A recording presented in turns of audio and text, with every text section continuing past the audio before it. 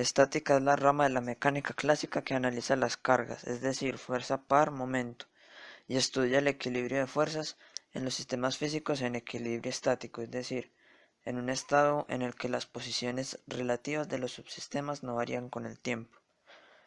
Fuerza de fricción es una fuerza tangencial entre dos superficies en contacto y paralela a ambas, que se opone al deslizamiento y actúa en sentido contrario al movimiento. Fuerza normal actúa sobre una superficie que descansa o desliza sobre otra. Es la componente perpendicular de la fuerza ejercida por la superficie de soporte sobre la superficie que está siendo soportada. Coeficiente de fricción cinético. Se define para el caso en el que una superficie se desliza a través de otra con velocidad constante. Esto es mu sub k igual a f sub k sobre fn. Coeficiente de fricción estático. Se define para el caso en donde una superficie está a punto de deslizarse a través de otra, es decir, mu sub s igual a f sub s sobre f sub n, donde f sub s es la fuerza de fricción crítica, es la fuerza de fricción cuando el objeto está a punto de deslizar, suma de fuerzas paralela al plano sin fricción, menos m por g por seno de teta más f igual a m por a. F es igual a m por a. Suma de fuerzas perpendicular al plano con fricción, menos m por g por coseno de teta más f sub n igual a 0. Suma de fuerzas paralela al plano con fricción, m por g por seno de teta menos f igual a m por a. F es fricción y a es aceleración. Mu es igual a f sobre f sobre f sub n. Mu no tiene unidades. Equilibrio. Un cuerpo está en equilibrio cuando su aceleración es cero. Este cuerpo tiene aceleración igual cero cuando está en reposo, equilibrio estático, y en movimiento, equilibrio cinético cuando su velocidad es constante. Primera condición de equilibrio. La sumatoria de todas las fuerzas ejercidas en un cuerpo es cero. Es decir, que si se suman las fuerzas en el eje X o en el eje Y, siempre dará como resultado cero. Segunda condición de equilibrio. La sumatoria de momentos debe dar como resultado cero. Momento de una fuerza.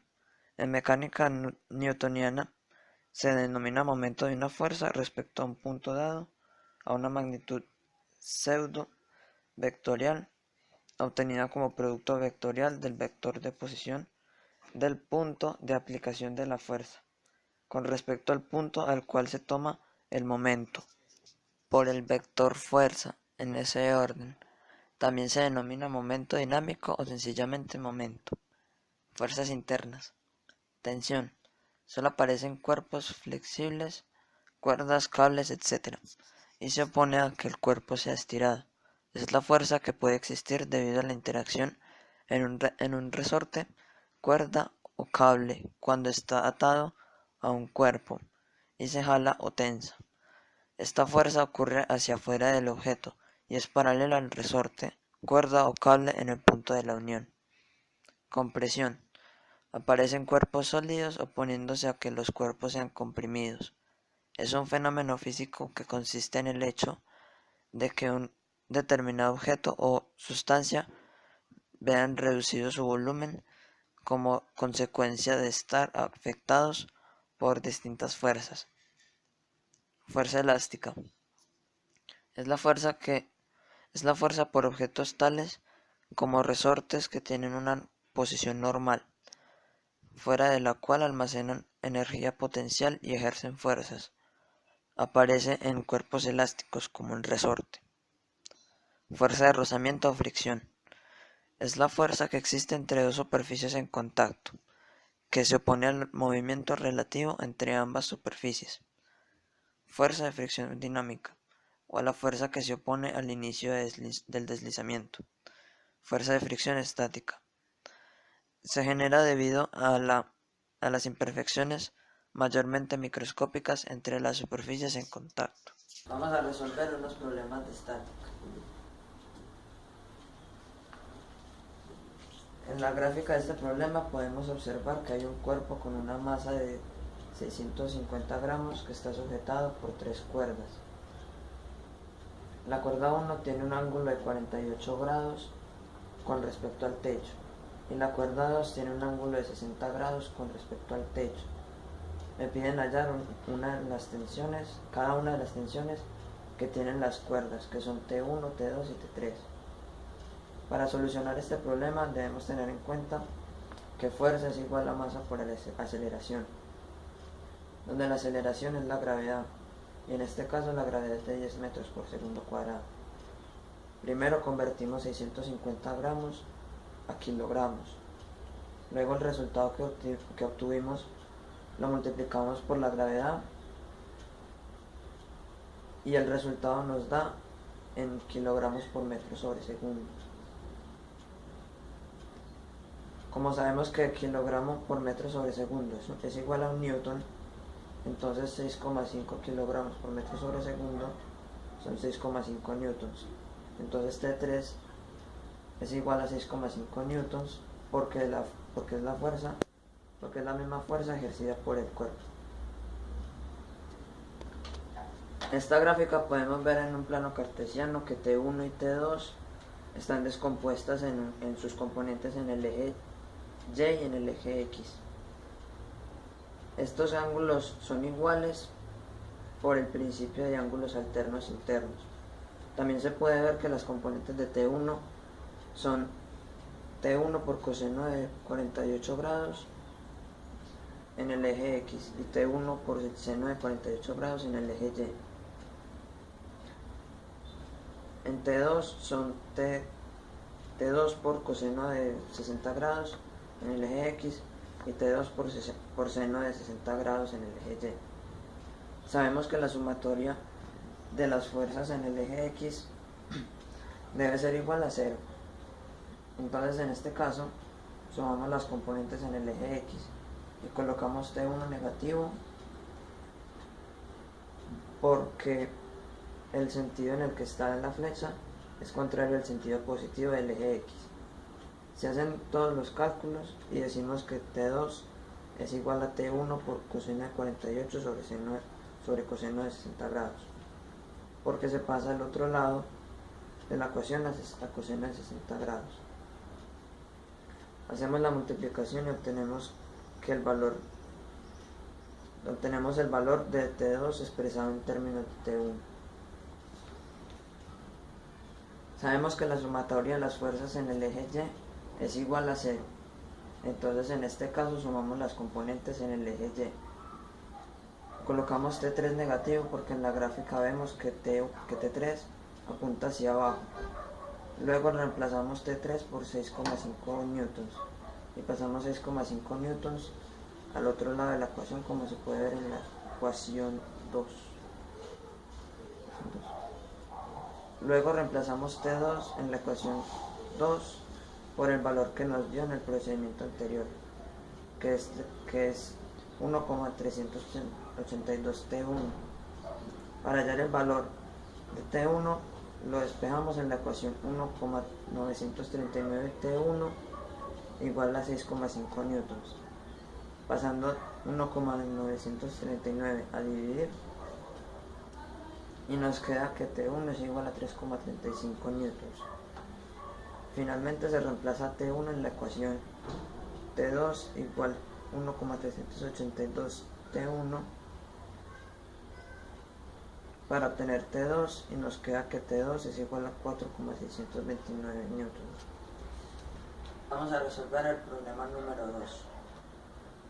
En la gráfica de este problema podemos observar que tenemos una fuerza de 380 newtons y un cuerpo con una masa desconocida que está sujeto por 3 cuerdas.